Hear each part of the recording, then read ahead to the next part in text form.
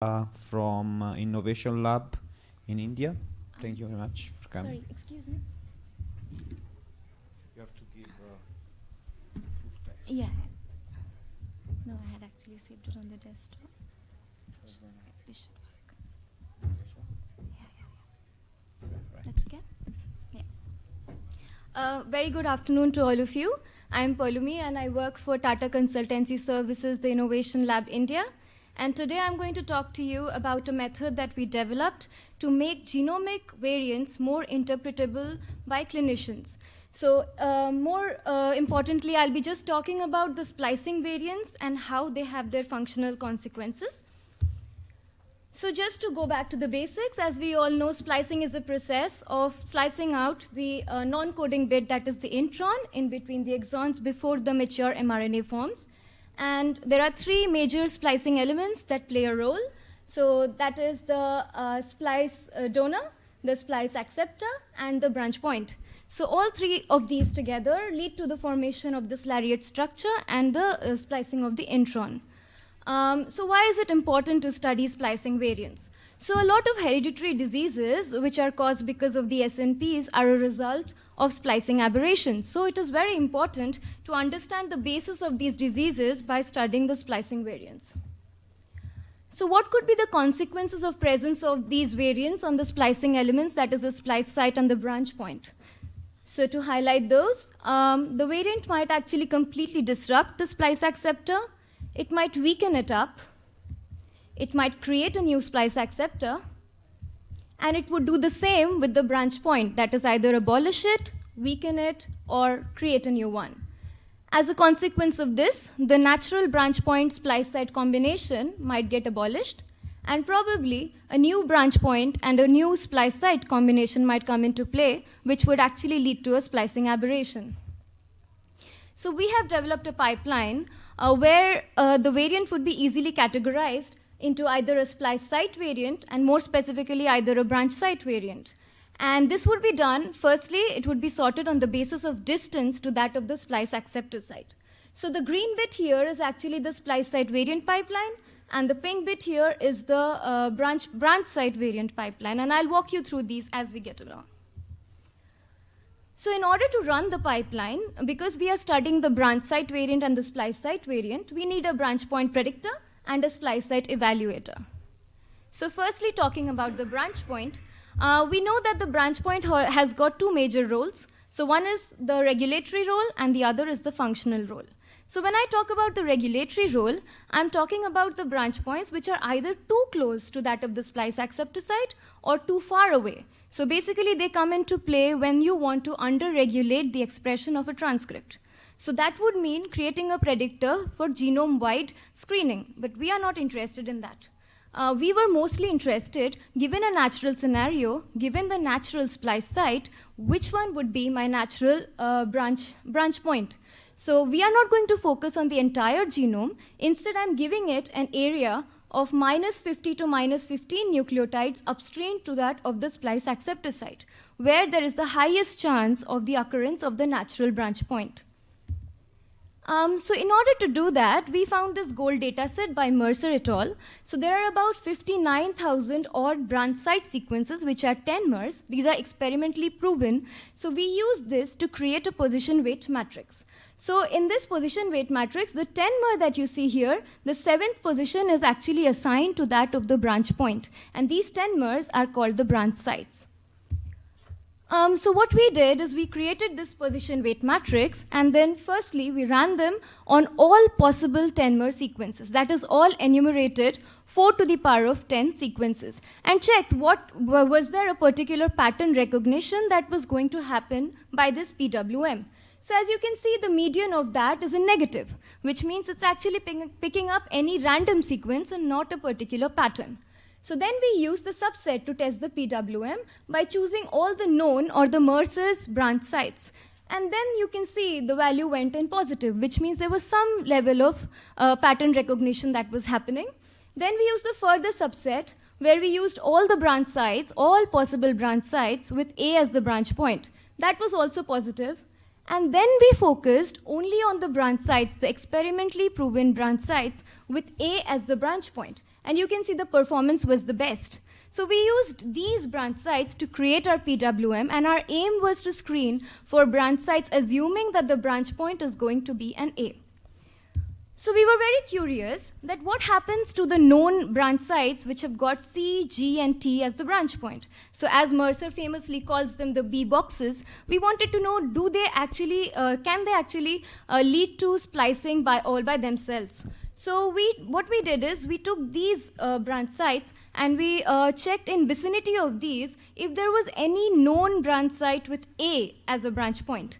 And I was surprised to see that out of the 11,000 non-A branch points, about 8,000 odd sequences had a known A in the vicinity. And when I ran my PWM through these sequences, there were one or many potential branch sites with A as branch point. So now there's an open question, that is, in absence of any A in the vicinity, will these C, G, and T be capable of carrying out the splicing on their own? So you must be wondering, with all these well-established methods like machine learning algorithms and SVM, why are we using a PWM? So my answer is pretty simple.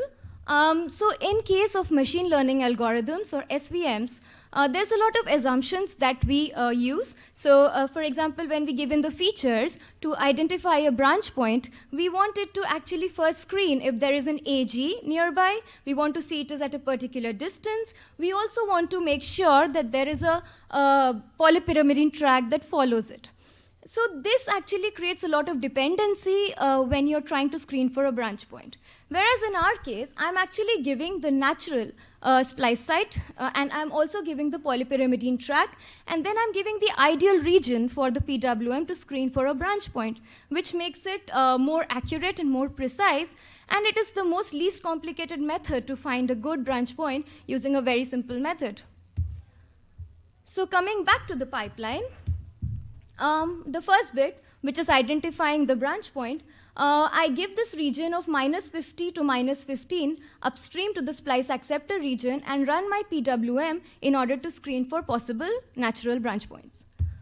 So this is the pipeline, and I'll be walking you through it with various examples.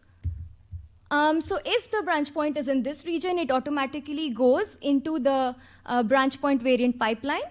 And if the variant is in this region and it is affecting the splice acceptor site, that is either weakening it. So what are the steps that happen eventually? So first we check if it is actually forming a new AG, a new splice acceptor site. If it is, then we use the PWM to screen if there is there's a possible branch point that can work with it in order to carry out splicing. And if there is going to be splicing aberration, and this would be categorized as a splice site mutation, a splice acceptor site mutation. Because of this mutation, the canonical splice acceptor site is not being used. So this would be labeled as a splice acceptor mutation. The other cases where the variant is not really affecting the splice acceptor site, so what do? So we take the variant and we take 9 bases upstream and downstream of it, run the PWM, and check if it is actually affecting the natural branch point. If it is affecting the natural branch point, we want to see if in this -50 to 15 region, there is an alternative branch point that can take over its function. If there is, then of course it is not going to lead to splicing disruption, because the job of the natural branch point will be taken over by this branch point over here. But if there is no branch point, of course the splicing is going to be abolished. And this would be called the branch point mutation, of course. Now coming to the splice site evaluation, so we have used the very basic available tool, the MaxENT tool, to evaluate the splice sites. So in order to evaluate the splice site, basically 3 nucleotides from the exon is used and 20 nucleotides from the intron is used. So any variant that actually falls in the region of -15 to +3 automatically goes into the splice site variant pipeline. So I'll again walk you through with various examples. So if the variant is in that region, and it is affecting the canonical splice acceptor site, and it is creating a new splice acceptor site, then of course we again screen for a branch point, and if you find a working pair of this branch point and the newly formed splice site, then you know it is going to be splicing disrupting. And this would be the splice acceptor mutation. The other case is where again the variant is affecting the natural splice acceptor site, And it is also simultaneously creating a branch point in this region. So then we screen for a splice site in the exonic region which can work with this branch point. And if we find one, then of course it is going to be a splice disrupting variant. And irrespective of this, if the splice site is not getting disrupted but slightly weakened, and the branch point, the natural branch point is still active, then maybe this will take over the function of this and there'll be normal or natural splicing that will happen. So the other case is if the variant is actually affecting the splice acceptor site, we take -50 and +50 from the variant and screen for the possible AGs that are there. So we call these AGs as cryptic splice sites because they would normally not be used, but because the natural AG is being disrupted, they have got the chance to take over splicing. So if you find an AG that is in the exonic region and it can find a working branch point using the PWM, then we know it's going to be a splice disrupting one. Or even if the natural BP can work with this new AG, then again it's going to be a splice disrupting one. If the AG is upstream to that of the natural BP and it has a working BP to work with, then again it's going to be a splicing disrupting.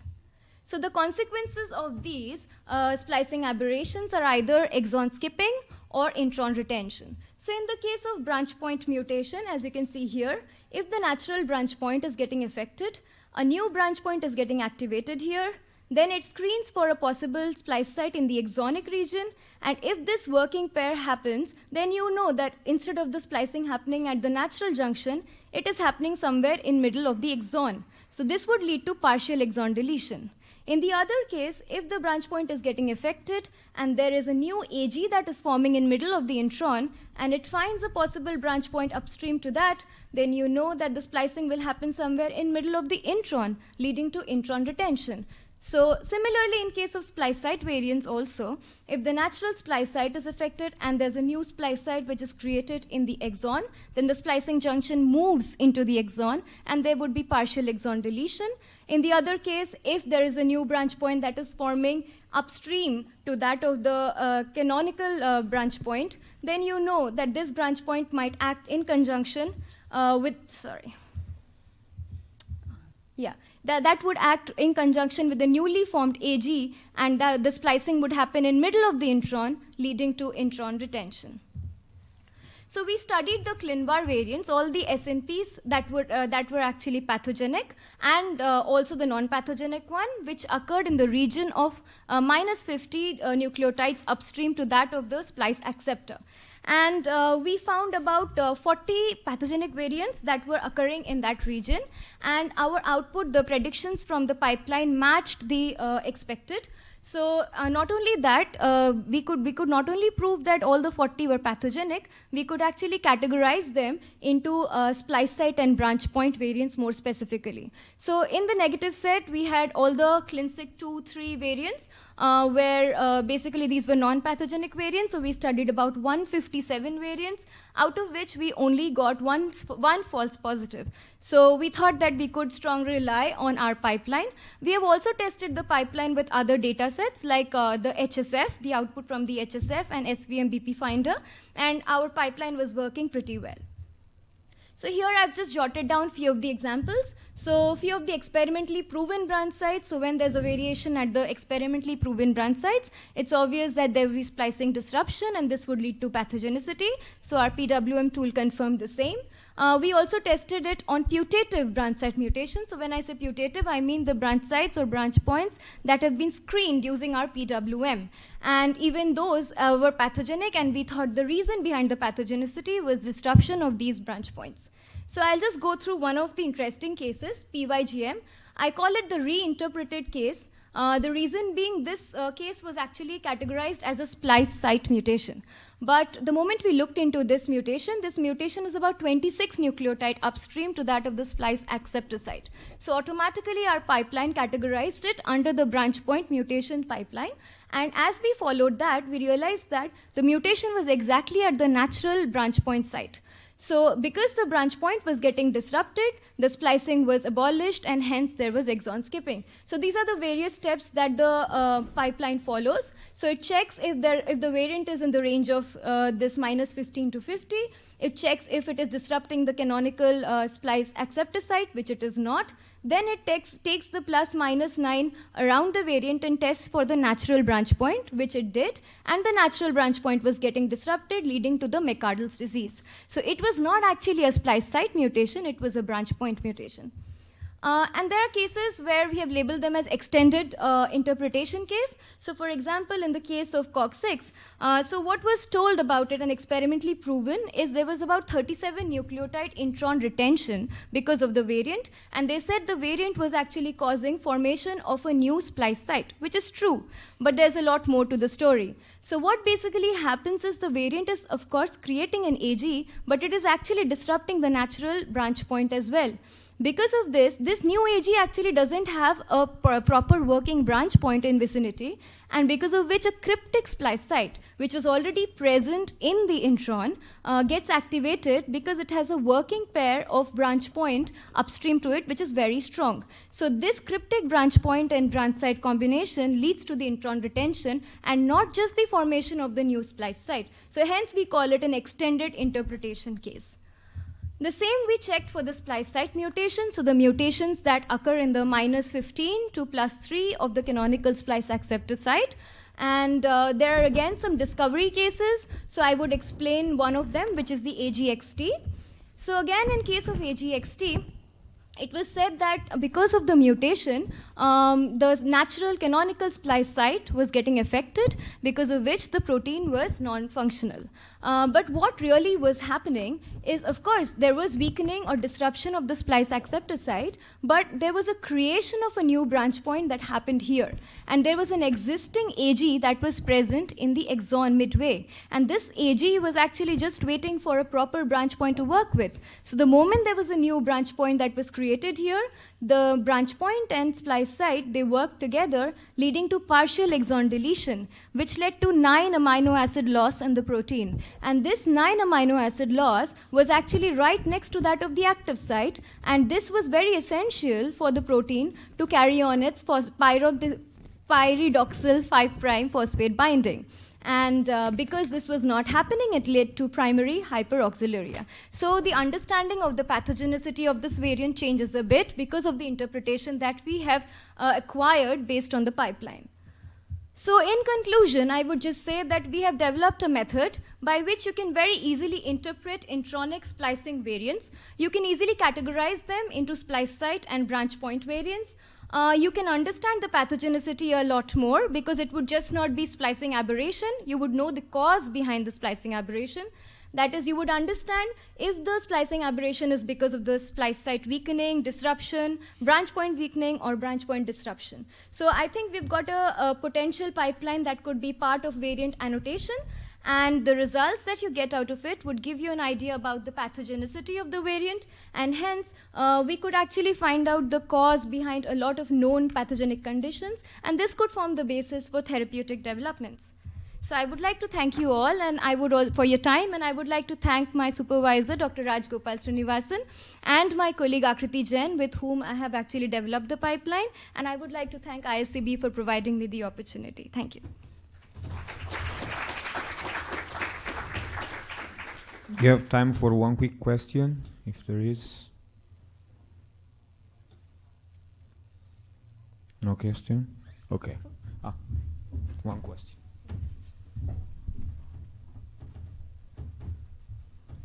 Sorry, I might have missed this. So you're looking at this acceptor. Why are you not looking at the donor site as well? So, I mean, we could have looked at the donor as well, but when you look at the donor site strength, you're actually looking at just the 9-mer. So the 3 nucleotides that come in are actually in the exon, and the 5 are in the intron. So you are actually, when you're looking at those mutations, you're more or less capturing them when you look at the exonic mutations themselves. So that is why we didn't think that was interesting, because the splice acceptor has 18 nucleotides in the intronic region. So you are actually looking into a lot more variants when you're looking at the splice acceptor instead of the splice donor.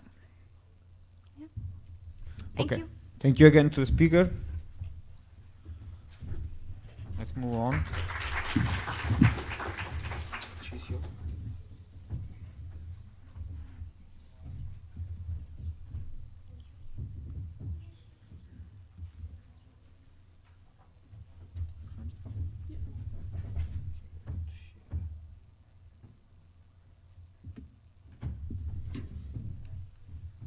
Okay, next speaker is Rachel Marty from UCSD. The title of the talk is Computational Modeling of Genome Immune Variation to Deduce the Role of MHC class 2 in Tumor Evolution. Thank you. Hi everyone, thank you for being here. And thank you for the ISMB for giving the opportunity to speak. Today I'm going to be telling you about computational modeling of genomic immune variation to deduce the role of MHC class 2 in tumor evolution. Cancer has been defined as having 10 different phenotypes, known as the hallmarks of cancer. Some of these include sustained proliferative signaling, resisting cell death, and genomic instability. One of them that's received a lot of attention recently is avoiding immune destruction. Today I'm going to be talking to you about inherited variation in the immune system and how this helps one of the mechanisms in immune evasion, and then how this immune evasion in turn shapes somatic variation. But first we're going to take a quick step back and I'm going to give you a brief overview of the adaptive immune system so you know how the system I'm talking about fits in the bigger picture. All right, so let's say this is a healthy man and he has a healthy cell.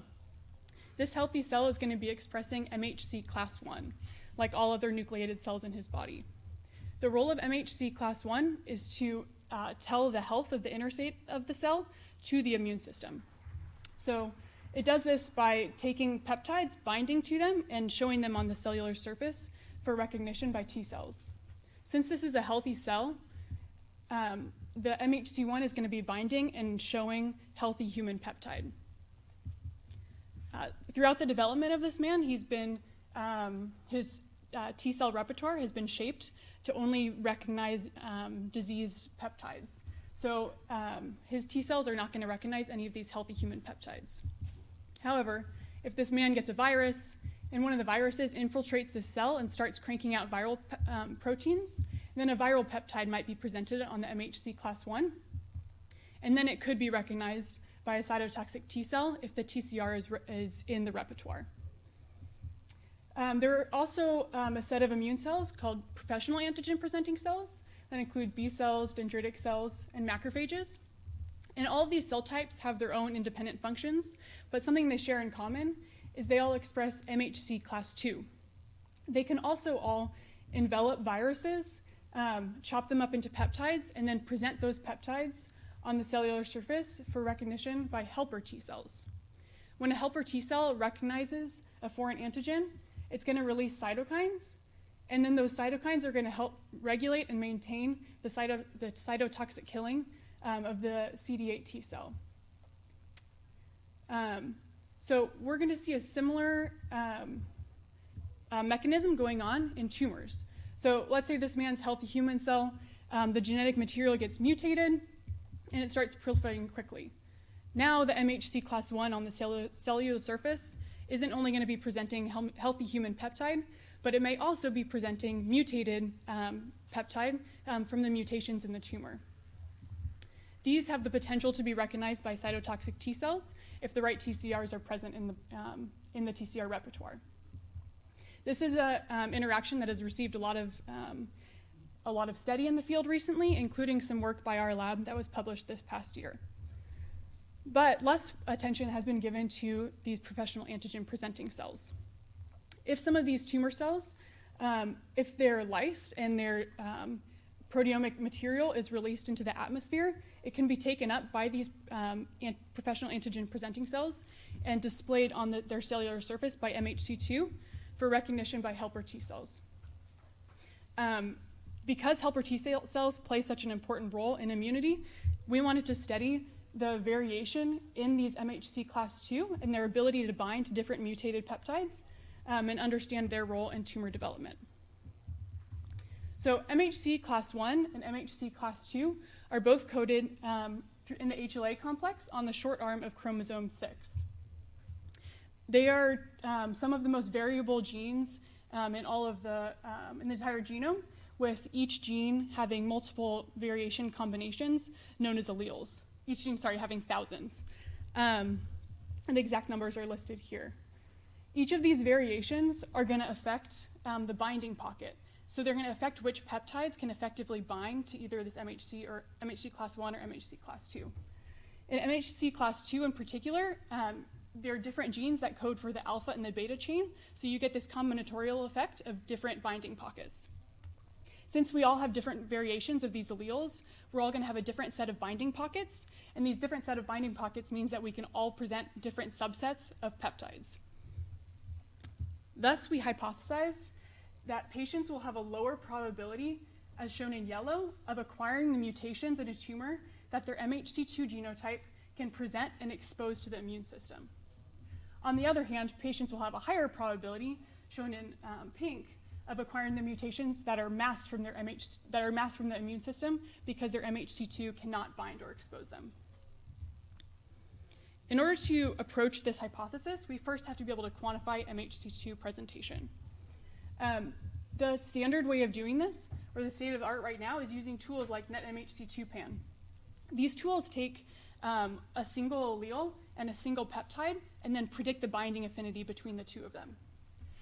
However, for our hypothesis, we need to look at all of the MHC2 alleles contained in a patient, and we need to look at all of the possible peptides that can contain any cancer-causing mutation. So we first started by creating a residue-centric presentation score. This is going to incorporate all possible peptides that can contain a mutation. So as a reminder, tools like NetMHC2Pan are going to take a single allele and a single peptide, and they're going to output a rank score between 0 and 100, with 0 being highest affinity and 100 being lowest affinity. But we want to look at all possible peptides that can contain a single mutation. So we're going to take a scanning window and move across the residue or mutation of interest, and then predict the binding affinity between each one of these peptides with this allele. Then we're going to rank the peptides based on their affinity of binding, and we're going to assign the residue-centric presentation score for this allele and this mutation to be the best binding peptide. Next, we need to expand to make our residue-centric presentation score be patient-centric also. So we all have 12 different MHC2 allele combinations that all have different binding pockets. And so we need to account for each of them. So we're going to take the method that I just showed you and apply that residue-centric presentation score to each one of these 12 alleles, giving us 12 different residue-centric scores. And then we're going to combine them together into a single score using a harmonic mean. This is useful because it incorporates all of the scores but still weights the best binding allele. We call this score the patient harmonic best rank, or PHBR score, and it's also going to range from 0 to 100, with 0 being the highest presentation, or the highest likelihood of presentation of a patient, or for a patient for a particular mutation, and 0 being the lowest presentation. Next, we wanted to validate this MHC2 PHBR score. In order to do so, we took some public data from a cell line that was expressing multiple HLA-DR, one of the MHC2 genes, and we looked at the peptides that were eluted as bound to these HLA-DR molecules. Then we calculated the PHBR scores for the residues in these observed peptides. This is going to serve as our positive set because we've observed them as presented on the cellular surface by MHC2. As a negative set, we just took random peptides or random residues out of the human proteome and also calculated the PHBR scores for those. So just to reiterate, this top section is our true set and it's experimentally observed, and the bottom set is our negative set and it's computationally derived. And if our PHBR score worked perfectly, then we would see all the scores on the top be lower than all of the scores on the bottom. This random set is under the assumption, or it's a negative set under the assumption that random peptides are going to be less likely to bind than experimentally observed ones. When we tested this in cell lines, we looked at 7 different cell lines using this publicly available data, and we found the combined AUC to be 0.69, which means there's still room for improvement, but we are confidently or significantly segregating the presented and non-presented residues. So after validating the score, we then wanted to systematically screen, do a presentation screen and got across a large cancer data set. So we chose the TCGA, or the Cancer Genome Atlas, and we first found a set of frequently somatically mutated residues, and we constricted this down to those in known driver genes. So we found about 1,000 of those. And then we also typed all of the MHC2 alleles across the entire database. Finally, we calculated the PHBR scores between each of the 1,000, for each patient, their ability to present each of the 1,000 mutations in this driver set, leaving us with a matrix of about 1,000 mutations by about 7,000 patients. So this is what that matrix looks like. To orient you, each column is going to represent a mutation, and each row is going to represent a patient. The cells in this matrix are colored according to their PHBR score, or the ability of that patient to present that mutation to the immune system. So darker cells are going to mean high presentation, and lighter cells are going to mean low presentation. One thing to note here is that in this column all the way on the left, we see that there is some clustering by ancestry, which makes sense because our MHC2 are inherited. Another interesting thing to note here is that there's much more clustering by mutation than by patient, as we can see by there being some rows that are almost completely not presented by anyone, and other columns that are presented by almost everyone. Next, we wanted to understand how this PHBR score or presentation relates to whether or not a mutation actually manifests in the tumor. So is the patient going to get that mutation? So on the top here, I have the same matrix that I just described to you. And on the bottom, I have a binary matrix that represents whether or not a patient actually got that mutation in a tumor, whether we observed it. It's a very sparse matrix. Each patient's only going to get 1 or 2 driver mutations. Some won't get any at all, but it's a binary matrix. We can use both of these two matrices together in order to understand the relationship between PHBR2 score, or presentation, and mutation probability. So as a reminder, a low PHBR score is going to mean high presentation. So when we're looking at this graph, we see that the high presentation regions are less likely to result in a mutation, whereas the mutations that are not presented well are more likely to result in a mutation, which confirms our original hypothesis. We next wanted to further quantify this selection, especially in a tissue-specific sense. So we take these same two matrices, and we're going to use an additive logistic regression with nonlinear effects in order to understand the contribution of the PHBR score. So really quickly, we're looking at the probability of getting a mutation, the Y matrix, given a particular PHBR score from the X matrix. And then this gamma here is going to be the contribution of the PHBR score. So we can use that gamma to then calculate odds ratios. And these are the odds ratios across multiple different tumor types in TCGA. You can see that the highest selection is happening in thyroid and low-grade glioma, but most of the tissue types have a significant effect by the PHBR score on whether or not the patient's going to be getting a mutation. Next, we wanted to look at how MHC2 presentation across the population is going to impact the recurrency of the mutation in the population. So here is a control. We're looking at a set of 1,000 passenger mutations, 1,000 passenger mutations, which we're defining as being at a very low recurrency and not existing in driver genes. This distribution is showing the distribution of PHBR2 scores for these 1,000 mutations across the entire set of TCGA patients that I showed you earlier. As you can see, they're weighted much toward the bottom, meaning that most of them we can present pretty well.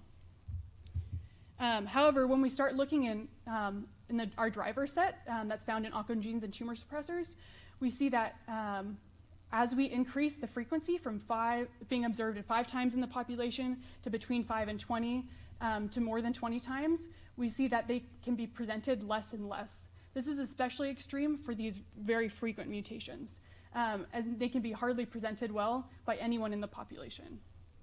I think this is really essential, especially for a community like this, because oftentimes when we're looking at cancer mutations, we want to prioritize them just by whether or not they're frequent in the mutation, in a population.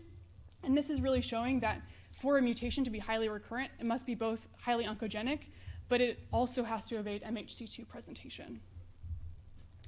Finally, just briefly, we used a previous study that I mentioned earlier in the talk to look at the relationship between MHC1 presentation and MHC2 presentation. So we took all of the scores across that entire matrix I showed you earlier, and we had a matching matrix for MHC1. And then we looked at the mutation probability at any given PHBR1 and PHBR2 score. And we found that the highest probability of getting a mutation, shown in white, is going to be when both the PHBR1 and PHBR2 score are pretty high, suggesting that they both they work together in order to create this mutation probability. Interestingly enough, when we do the pan-cancer odds ratio, we actually see a higher selection for MHC2 than MHC1.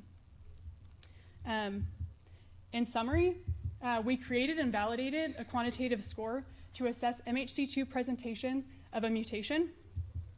Next, we found that MHC2 presentation is associated with somatic mutation probability. And then finally, I showed that frequent mutations have poor MHC2 presentation across the entire population.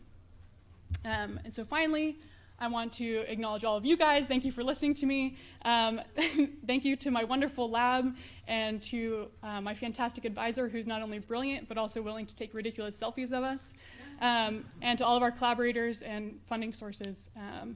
And I'll be at my poster tonight, A374, if anyone's interested in hearing more about the work. Thank you. We have time for a quick question.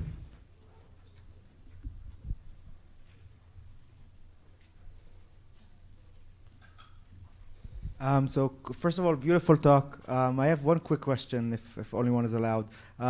So there's this concept that's being explored of hot versus cold tumors, right? So we certainly know that the immune system isn't activated uniformly across different tumors and across different patients, right? It seems like there's a very strong interaction effects with the findings you're reporting, and it might also report, right, the partial, like the differences in performance from like an ideal performance. Right? Yeah, so there have been a couple different definitions of hot and cold. Wait, stay there for a second. Do you mean hot as in infiltration or actually antigens presented on the surface? Both, I think. Usually, Okay. like my understanding of hot is meaning immune infiltration, right? Immune activity. Yeah, we agree. That's something that we have been really interested in exploring. Unfortunately, with the data in TCGA, everything is taken at a really late time point. So most of the methods for this are going to be RNA-seq. And so because the RNA-seq is going to be measured at a time point that's much after the initial immune activity of these driver mutations, it's going to be hard, or we found that it's hard to really relate the two of those. So we're going to need more dynamic data sets in order to answer some of those questions and weed out the noise there. Hi, great talk. I was pretty surprised that you saw a stronger selection for class 2 compared to class 1, considering that the predictions tend to be much more accurate for class 1 than class 2. Can you comment on how you think that plays into your results? Yeah, I would assume that yes, the presentation scores are that we validated at least are less effective for MHC2 than MHC1. But we still do see stronger results, which suggests that MHC2 is playing a much bigger role, unless there's something going on behind the scenes that we don't yet understand, playing a bigger role than we're giving it credit for right now. And we do know that it's really like maintaining and sustaining that cytotoxic effect. And so if it's not there, then maybe there's just not much effect of MHC1. But it's hard to tease apart, and so I think it's definitely an open question. Yeah. Thank you. Thank you.